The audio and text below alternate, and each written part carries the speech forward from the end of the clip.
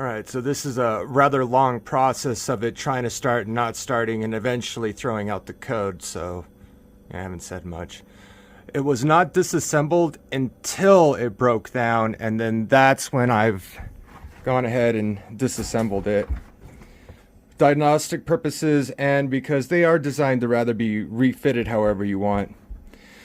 Fuel pump a little bit, well, gas tank's about the same level as before, because it just sat up against the side of it here. Comes down and around, goes into the fuel pump. I figured since fuel pumps go out in these, I might as well make the fuel pump ready accessible for myself. And we're just waiting for it to shoot its code. And overall, I think I like this better. It's more up off the ground, but I can position it to blow air down to the ground, so that works. We got a definitely got some airflow in through there. Oh, come on. This takes forever. So I ordered 2 new fuel pumps. This is the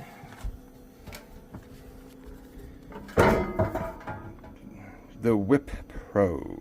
Enjoy a warm life until the fuel pump goes out, and then it kind of sucks. Overall, very easy to disassemble, very easy to modify. I know it's cheap China, and that's what I got with this fuel pump. It just doesn't last. I bought 2 more just in case. Like, hopefully 1 would work, but if there's not, then 2, and if need be, then I guess I need to figure out a different fuel pump for this. It still hasn't. See, the fuel pump would be clicking by now. If the fuel pump was working, it'd be clicking. And if I probably took this off,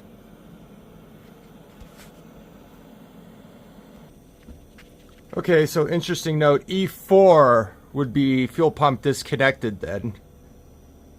So I can't test for volts.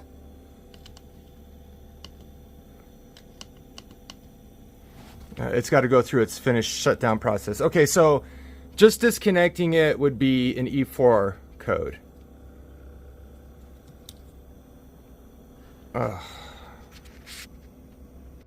Okay, so put little jumpers in so I can see the volt.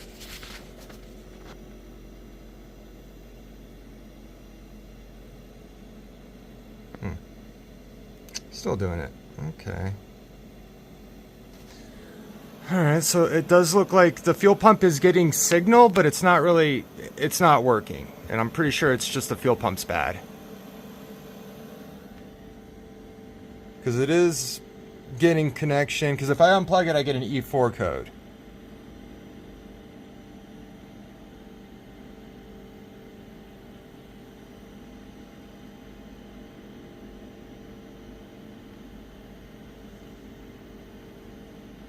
Yeah, now it's stopped.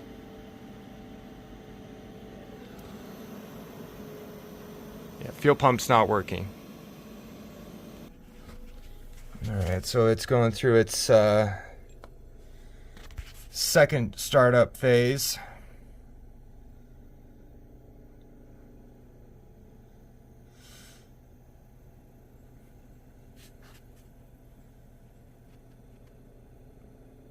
And eventually it'll stop trying to power it on because it's not working. Tried the tap technique.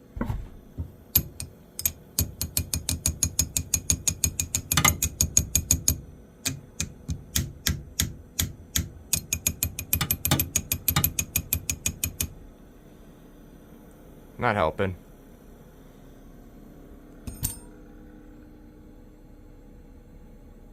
Yeah, it looks like just the fuel pump just quit. And there we have E-10, multiple failed starts because the fuel pump doesn't work.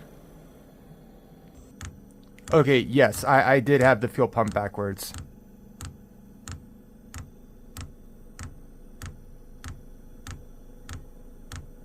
Now it seems like everything's going the right direction.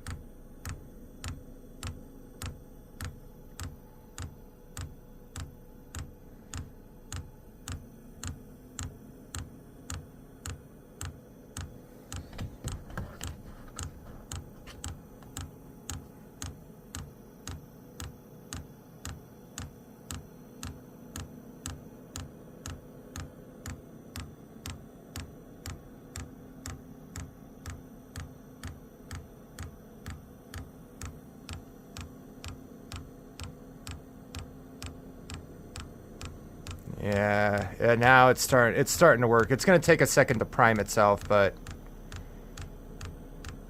really not a fan of that air gap up there. Oh, there it goes. It'd be working.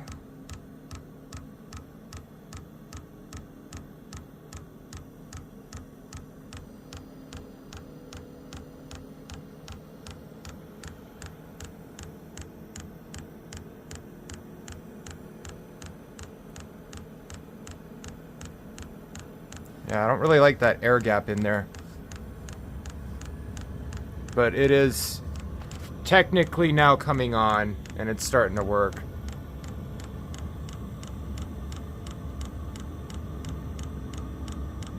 It's a lot of air bubbles in there, though. It's still got that big air bubble right there. Maybe if I turn the pump up all the way.